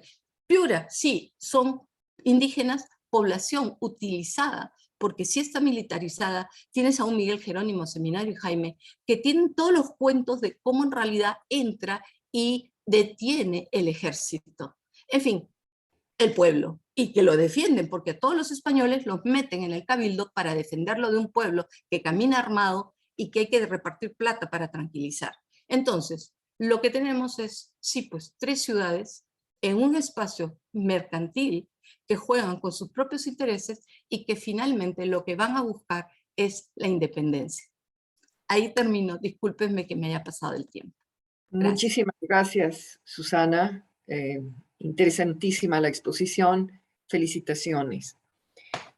En esta última parte, que vamos a abrir luego de una pequeña exposición mía de resumen, como moderadora de las 3 ponencias y cómo vincularlas entre sí, quería también pedir al público aquí presente que nos hicieran llegar las preguntas, por favor. Que nos hicieran llegar, hay algunas, pero sí, sería importante que vayan pensando algunas propuestas de diálogo incluso o comentarios. Para ir cerrando este tema, ¿no? Como vemos, los 3 temas absolutamente interesantes, valiosos, con propuestas innovadoras y muchos de ellos, pues, dentro de este enfoque novedoso que propone el propio doctor Jaime Rodríguez. La propuesta, pues, como ustedes saben, es construir un libro que recoge todas estas propuestas, que recoge todas estas ponencias y que va a hacer honor al propio homenajeado, a Jaime Rodríguez, y también a la temática. Creo que de todos los congresos y simposios y seminarios a los que he asistido en los últimos meses en relación a la independencia, al bicentenario de la independencia, en realidad en el caso del Ecuador estamos celebrando el 24 de mayo, celebramos el bicentenario de la batalla de Pichincha, y por esto en el país y fuera se han dado muchos eventos. Uno de estos es el cierre de todos ellos. Me ha encantado formar parte de este momento de discusión, de comentario, de diálogos. Comenzaré con la propuesta que nos hace Mariano.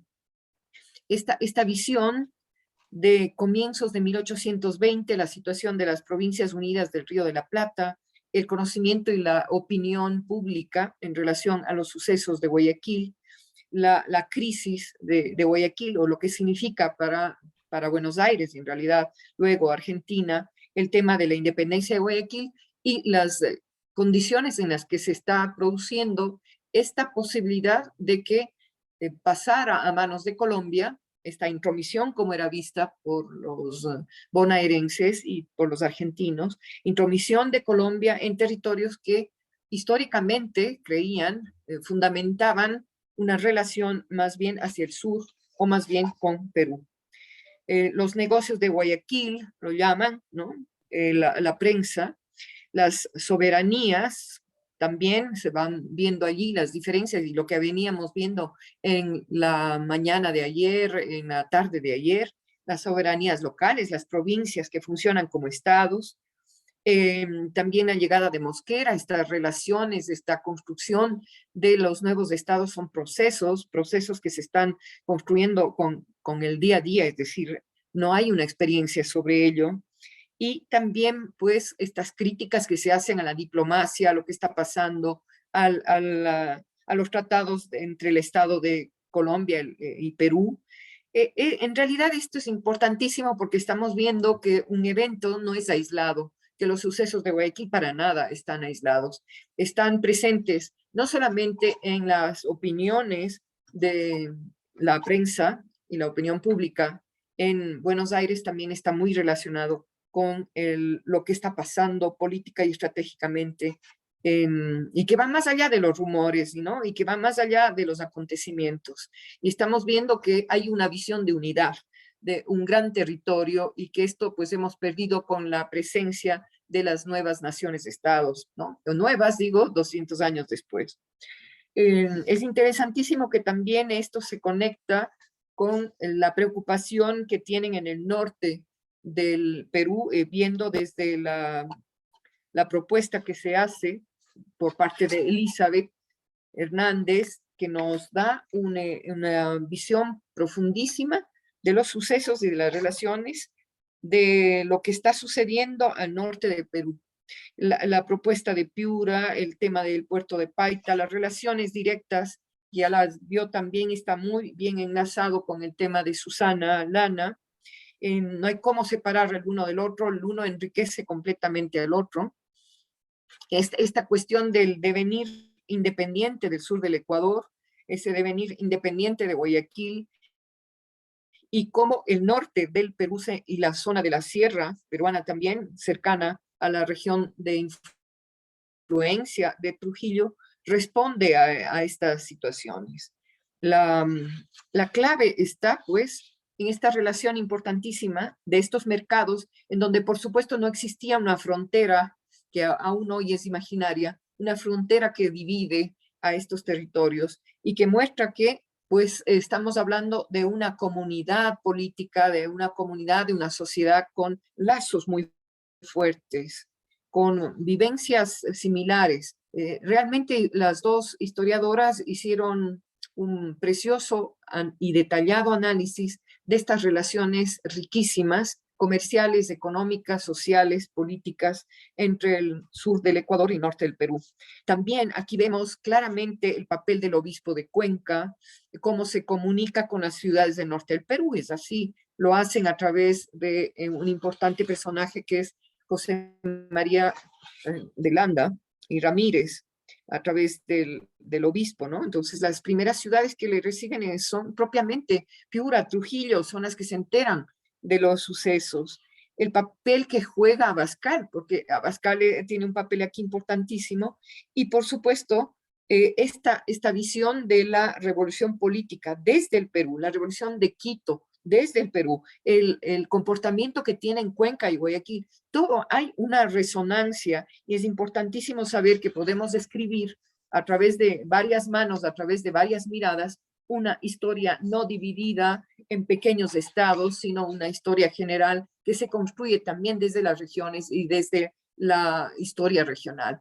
Es decir, cómo logramos tener una historia de la América hispana, de la América latina, de Sudamérica, en donde las diferencias de la construcción del Estado Nacional y las diferencias nacionalistas nos impiden ver esta relación clarísima de Cuenca, Guayaquil, Piura, Trujillo, por supuesto Quito, que nos impiden ver entonces las visiones de futuro que tenían en estas regiones, la importancia del comercio, la importancia de las ideas y por supuesto la presencia de actores claves. En la última parte, bueno, nos habló ya Elizabeth también, nos habló también Mariano, de actores claves en este proceso, pero que responden a una sociedad.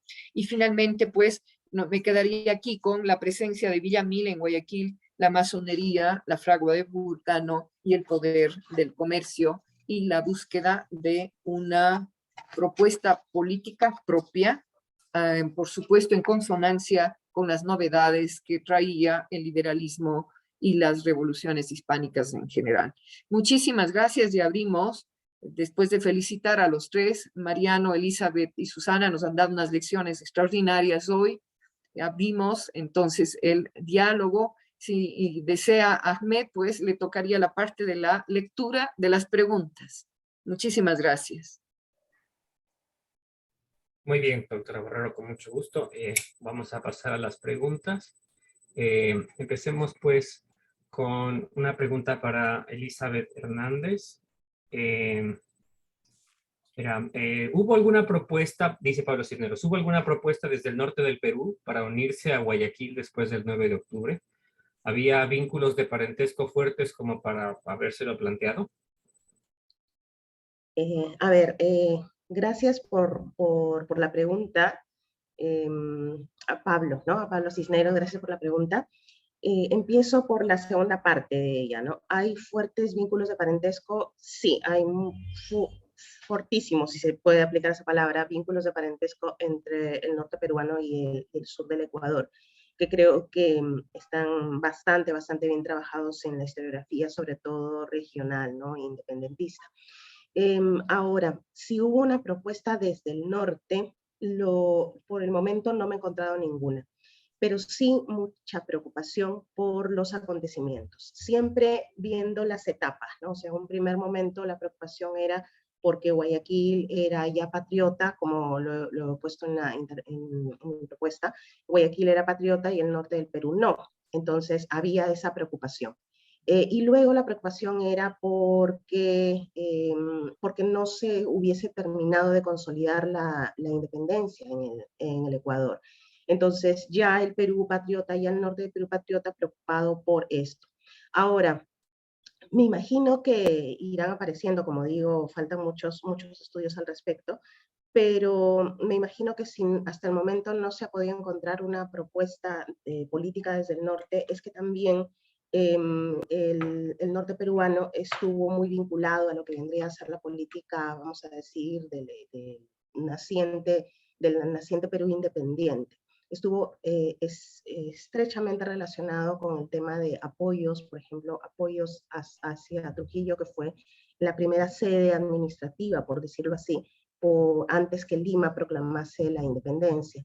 Y luego ya cuando se proclama la independencia en Lima, ya el apoyo del norte del Perú se concentra, la mirada se concentra también en lo que vendríamos a llamar, pues, para entendernos la política nacional.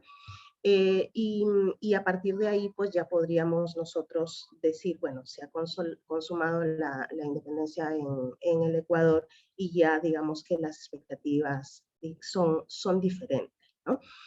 Como repito, centrándome en la pregunta, pues lo que tenemos es una profunda preocupación por el devenir político, si independiente o no de lo que vendría a ser este espacio, ¿no? Este espacio norteño.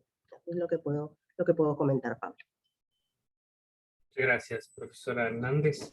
Se me escapó ahorita, tenía otra pregunta para usted, me parece, pero la acabo de perder. En todo caso, hasta encontrarla, le quiero pedir al usuario Espinosa Ortiz que me aclare un poquito más qué quiere decir con se pudo colectar recortes de prensa de las opiniones mediáticas para poder formular esa pregunta de mejor manera.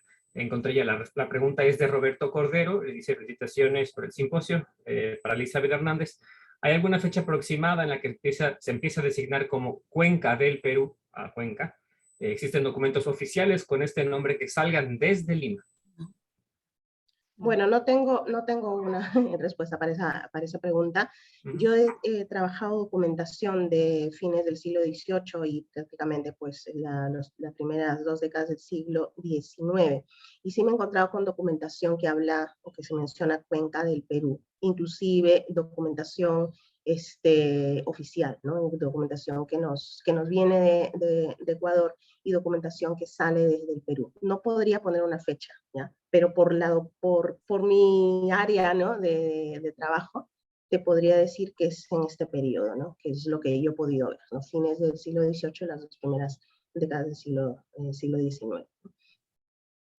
Aprovechando que soy moderador y con el permiso de la doctora Borrero, me parece que esto empieza en 1810, ella podrá corregirme si es que estoy equivocado, cuando la Junta de Quito, la segunda, establece el gobierno en la ciudad y la audiencia de Quito termina mudándose a Cuenca, y por esa razón, para pensarse como parte del Perú, en rechazo a la Junta de Quito, se denominan Cuenca del Perú, y también hay Loja del Perú.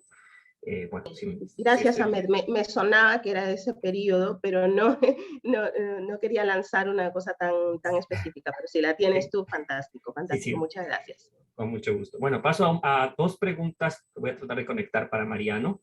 La primera es de Milagros Martínez Fener. ¿Hubo algún tipo de comparación entre la incorporación de la banda oriental por Portugal y del Ecuador por Bolívar? Me imagino que tal vez la pregunta va en relación a periódicos desde Colombia o tal vez de Argentina. Bueno, nada más Mariano tiene alguna idea. Supongo que por ahí en Buenos Aires. No hacen explícito, pero sí son los mismos argumentos. Porque es lo que hacen los portugueses, básicamente, y lo reiteran para el caso de Guayaquil. Ahí lo que hay es un contexto en el que Buenos Aires, el gobierno de Buenos Aires y parte de esta prensa que es casi como voceros, no prescinden un poco de tomar decisiones en términos internacionales.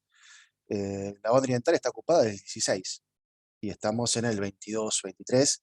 Recién en el 23 ya la situación es insostenible. Hay sectores en Buenos Aires que están agitando para la guerra y en el 24 estalla.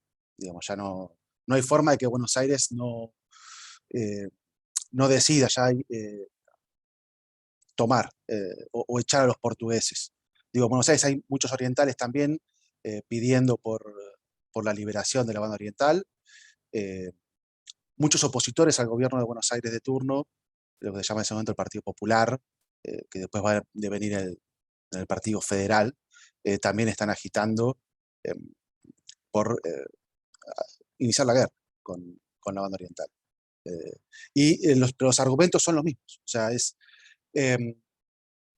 fronteras naturales, no, y este argumento de que el territorio está anarquizado tampoco corre. ¿No? Lo ponen muy explícito esos 2 argumentos. Aprovecho y complemento tu respuesta, Mariano, porque cuando yo estuve haciendo investigación en Río de Janeiro me encontré lo contrario, la propuesta desde Portugal de por qué Portugal debe hacer la incorporación forzosa a la buena y a la mala de Montevideo, tomando como referencia lo que había hecho Estados Unidos con Florida. Me pareció súper interesante. Vuelvo con tus preguntas. Te pregunta Jorge Luis Gómez, ¿cómo justificaban en Buenos Aires la soberanía de los pueblos para la independencia de Guayaquil en relación con los conflictos con otras provincias en el Río de la Plata, que pudieron buscar su propia emancipación? Esa es la pregunta. Es una pregunta muy difícil de responder, súper interesante, y voy a como responderla por partes. La primera es que la élite dirigente en el poder en Buenos Aires en ese momento es una élite pragmática. Y hay una situación de hecho que es, el directorio cayó y no hay forma de restituirlo, porque ya las provincias no lo van a aceptar, ese gobierno provisional, desde Buenos Aires, por lo menos hasta tanto no se convoque un Congreso Constituyente. De hecho, las provincias se mantienen más o menos unidas a partir de los tratados interprovinciales que se van firmando. Y en todos los tratados siempre se expresa que la futura organización política va a ser federal. Y por federal, en verdad, hay que leer confederal, en ese sentido. Y después hay una cuestión también muy concreta que es, Buenos Aires descubre rápidamente los beneficios del aislamiento, de quedar separada. Por una cuestión geográfica, por el puerto, es el puerto de contacto con el comercio atlántico, y la aduana de Buenos Aires se queda con todos los réditos económicos de ese comercio atlántico que después se desparrama por las provincias. Y los beneficios de la paz. No hay que costear un ejército. Se pasa a retiro un montón de oficiales que quedan de la década del 10, que eso se hace cargo la provincia de Buenos Aires, pero los beneficios de la paz son enormes para Buenos Aires. Y en ese sentido prescinden de cualquier intento de organización constitucional, por lo menos inmediatamente. Y Buenos Aires pretende, sí, constituirse como un ejemplo cívico para el resto de las provincias del Río de la Plata, y una vez que todas las provincias constituyan su orden interno, sí, ponerse a dialogar para un orden constitucional. Eso recién ocurre en el 24, cuando es concreta la posibilidad de reconocimiento británico. Y los británicos dicen, bueno, ¿con quién negociamos la independencia? O el reconocimiento de esa independencia. Y ahí se forma el Congreso, y ese Congreso queda muy expresado las dos tendencias, de un Estado unitario, centralista, o un Estado federal, que en verdad sería confederal. Y ese Congreso además tiene que hacer frente a la guerra con el Brasil. En un contexto donde se bloquea el puerto, se emite moneda fiduciaria, inflación, es imposible de costear eso, levantamientos rurales por el reclutamiento militar, y ese Congreso termina en fracaso absoluto. Y la Constitución que se elabora ahí. Pero hay una lectura de la realidad, es, bueno, es lo que hay, es esto. Esa soberanía ya no se puede no reconocer. Y los beneficios de la paz y el aislamiento para Buenos Aires. Bien, gracias, Mariano. Hay otras dos para ti, pero las voy a dejar un momento para después, para poder complementar con una que yo tenía para Susana Aldana. La pregunta es, primero agradecerle porque su ponencia me ha dejado pensando en un millón de cosas. ¿Qué diferencias tangibles hay, administrativas, políticas, o tal vez hasta geopolíticas, que surjan a la hora de imaginar estas intendencias como microreinos, en sus palabras, considerando que estas se establecieron, sí, en el Perú, pero no en Quito? ¿Esto desnivela, desajusta el balance del poder regional?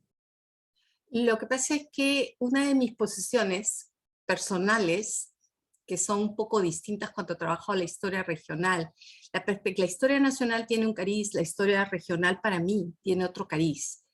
Y no podemos olvidarnos que en el caso del Perú no comenzamos, en realidad no comenzamos un 16 de noviembre de 1532. Hay toda una organización previa territorial que los españoles saben leer muy bien, y por eso generan los obispados tan grandes, porque no pueden procesar con claridad cuál es este maremán, si se quiere, de reinos, vinculaciones, articulaciones, y que después van recortando. Y entonces cuando tú tienes una intendencia, estás limitando el accionar a un territorio dado, y entonces le estás poniendo finalmente un límite administrativo a un accionar. Entonces, en ese sentido, es lo que está sosteniendo Frank Díaz Pretel, dicho sea de paso. En ese sentido, le permite mayor capacidad de juego. Hay otra problemática, además, que no logro mencionar dentro de las múltiples problemáticas a considerar, es que para 1800, Trujillo es un centro de poder, es un centro comercial, mercantil, pero la población se está desplazando a Huamachuco. Esos es otros tipos de problemas dentro de la riqueza de la problemática regional para entender los juegos de independencia. Bien, muchísimas gracias. Regreso momentáneamente a Mariano. Las dos preguntas igual se pueden complementar. Nos ha aclarado un poco más el usuario Espinosa Ortiz. Se refiere a dónde podemos consultar estas notas de prensa, si existen facsimilares o tal vez si es que hay repositorios en la red, es decir, cómo acceder a las fuentes primarias que has utilizado. Sí, de hecho el trabajo, la pesquisa es una pesquisa de pandemia, así que fue todo virtual, digamos. Está en el Argos y el Centinela están en HathiTrust, creo que es la página, el reservorio. La Abeja Argentina, y si no, están en la Biblioteca Nacional, la página de la Biblioteca Nacional de Argentina están en la parte de documentos históricos. Los números de la Abeja Argentina también, sí, se accede, se accede. Lamentablemente en Argentina no hay una larga tradición de digitalizar cosas, así que a veces uno depende mucho de lo que hacen en otros lugares, pero sí es un trabajo de pandemia. De hecho, me concentré en estos periódicos que son bastante importantes de todas maneras, porque estaban justamente disponibles online. Así que sí se consiguen, se pueden llegar a eso. Mariano, y una última para ti, es a la espera de alguna otra que se sume al final. De Tatiana Hidrobo pregunta si en la prensa hay comentarios sobre el encuentro, imagino el encuentro como tal, ¿no? De Bolívar y San Martín en Guayaquil.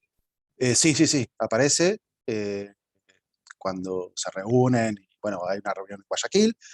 El problema tiene San Martín que no es muy querido en Buenos Aires para este periodo, sobre todo por todos aquellos miembros de la elite que habían participado del directorio.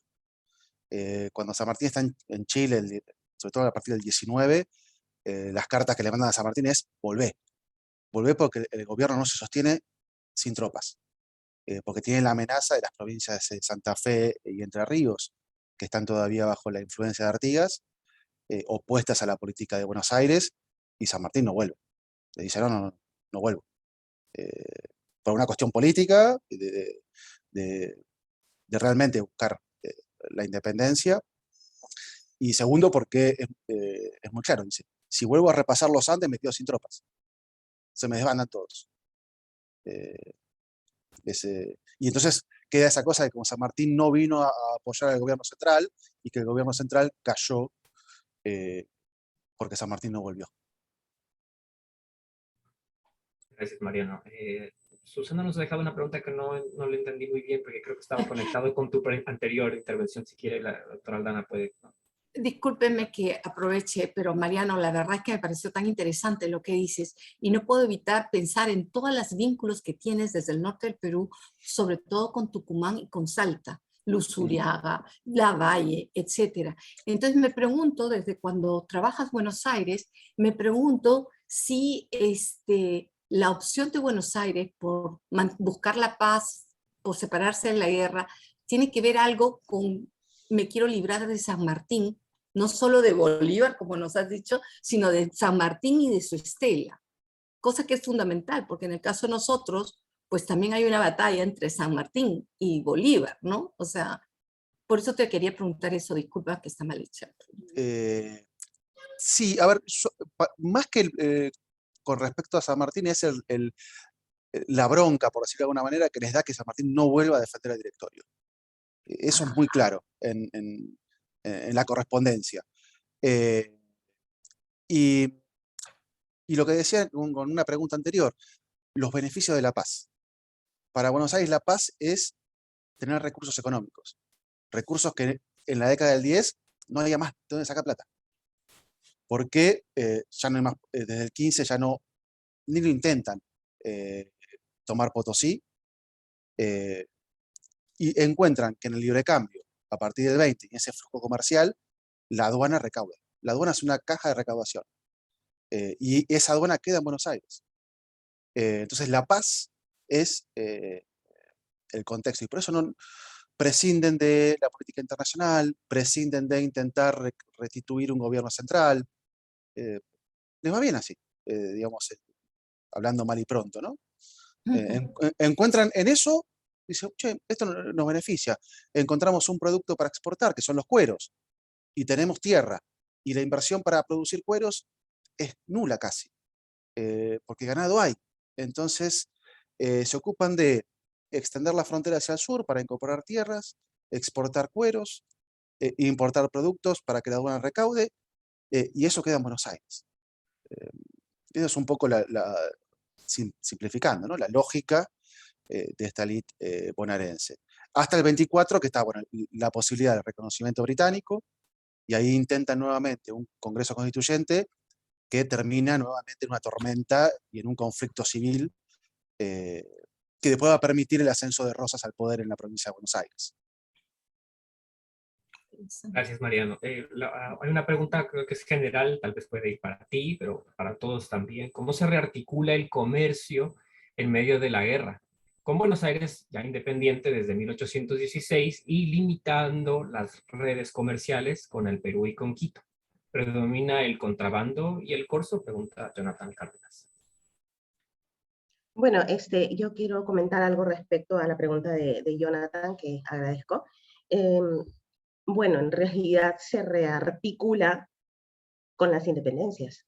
O sea, hay un shock económico a partir de la proclamación de la independencia en Tucumán en 1816, y eso impacta negativamente en el comercio de los tradicionales circuitos, ¿no? Es decir, se vuelve muy inseguro comerciar, navegar.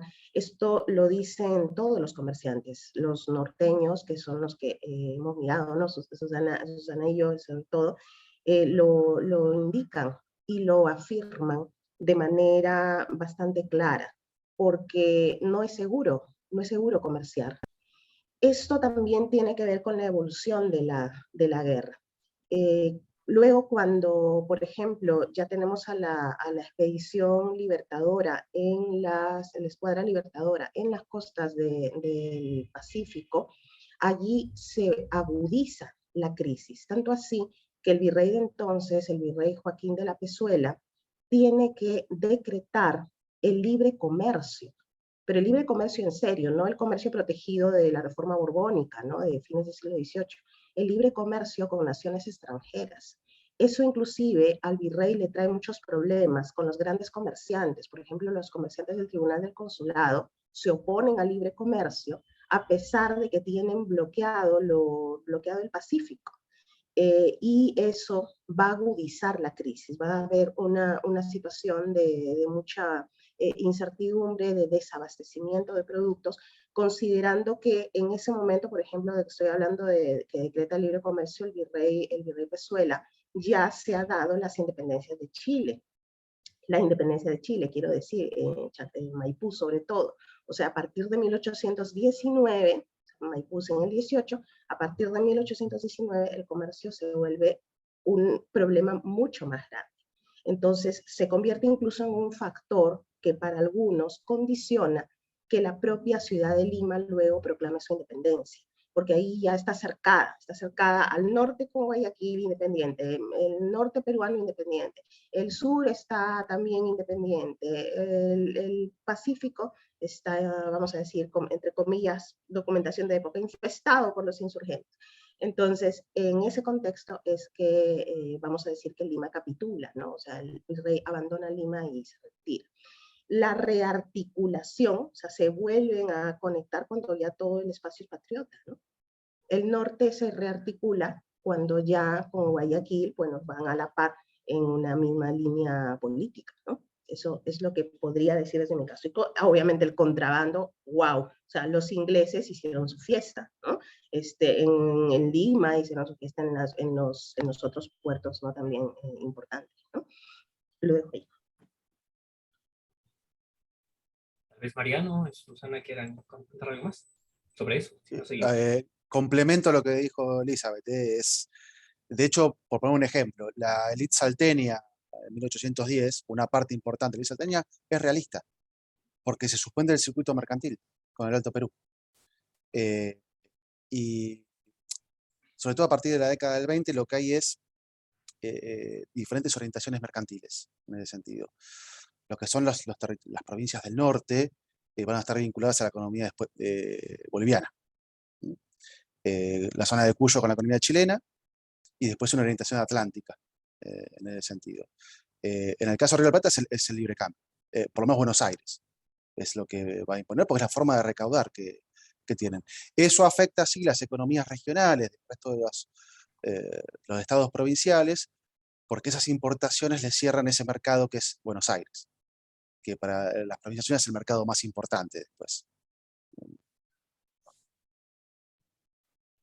Gracias, Mariano. No sé si Susana quiere intervenir. Si no, Sí, a mí me parece muy interesante lo que estamos discutiendo.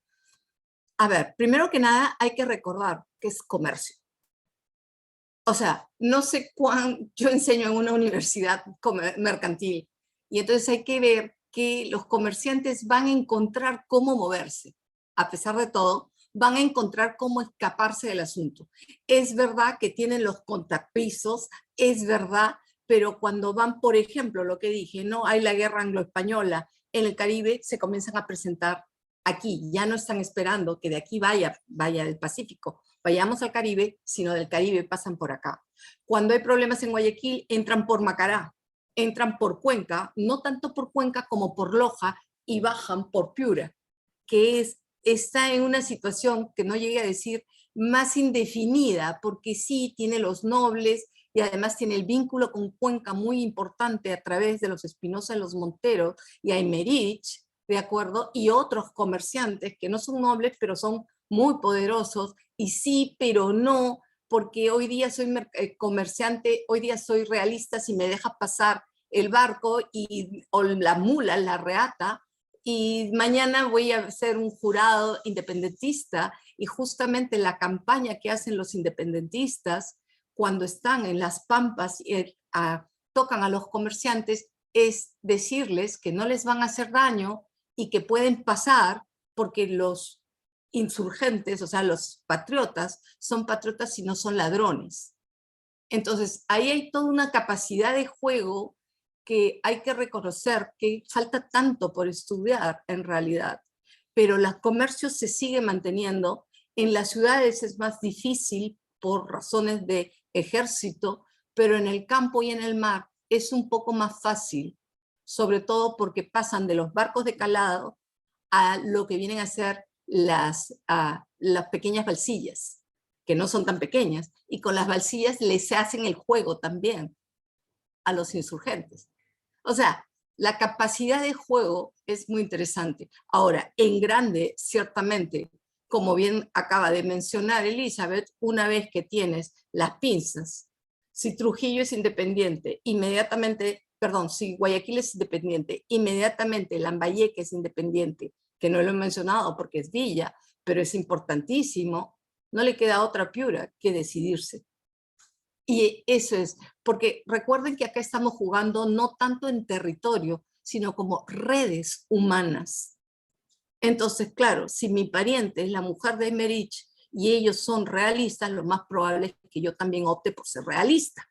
Ahora, si mi pariente es un Sánchez Navarrete o tiene que ver con Lavalle, que viene de Argentina, y Luzuriaga, que es de Ancash, y todos son independentistas, pues mi red de comercio va a ser independentista.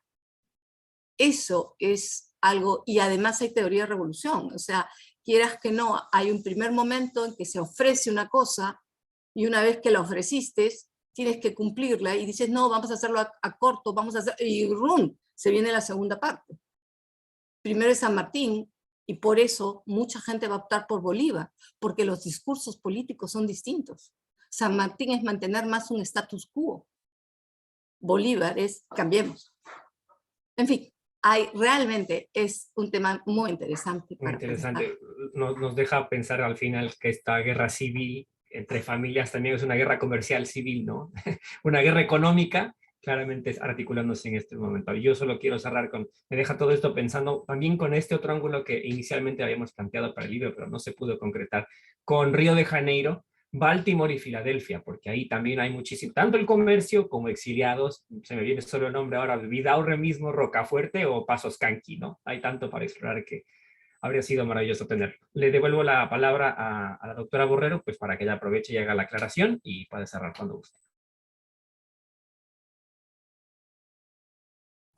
Muchas gracias, Ahmed. Hay una pequeñísima aclaración ante una inquietud que surgió sobre el nombre geográfico con la que se conocía Cuenca. Cuenca del Perú no significa que está adscrita a la política del Perú o que decide irse con el Perú. La Cuenca del Perú es un nombre geográfico para distinguirla de la Cuenca de Castilla y que a pesar de que cambiamos, fuimos a, digamos, este territorio en el que vivimos en el pasado, formó parte de la Nueva Granada, Cuenca no perdió inmediatamente el nombre de Cuenca del Perú, y casi por un siglo, a lo largo del 18 y parte del 19, siguió llamándose Cuenca del Perú, pero no tiene otra implicación y pues bueno, es un nombre que hay que conservarlo y mantenerlo porque es parte de nuestro pasado. Y además de eso, Susana conoce muy bien cuántos cuencanos descienden de trujillanos, de limeños y bueno, las relaciones de familia que hay con Loja, de lojanos con el norte del Perú, y cuántos están en ambas partes y que son todavía una red de familias que se reconocen como tales, aún en el presente. Entonces, es eso, nada más, una pequeñísima aclaración, pero realmente muy contenta. Muchas gracias, Ahmed, por haberme permitido estar en esta mañana con estos tres ilustres expositores. Muchísimas gracias. Gracias a ustedes.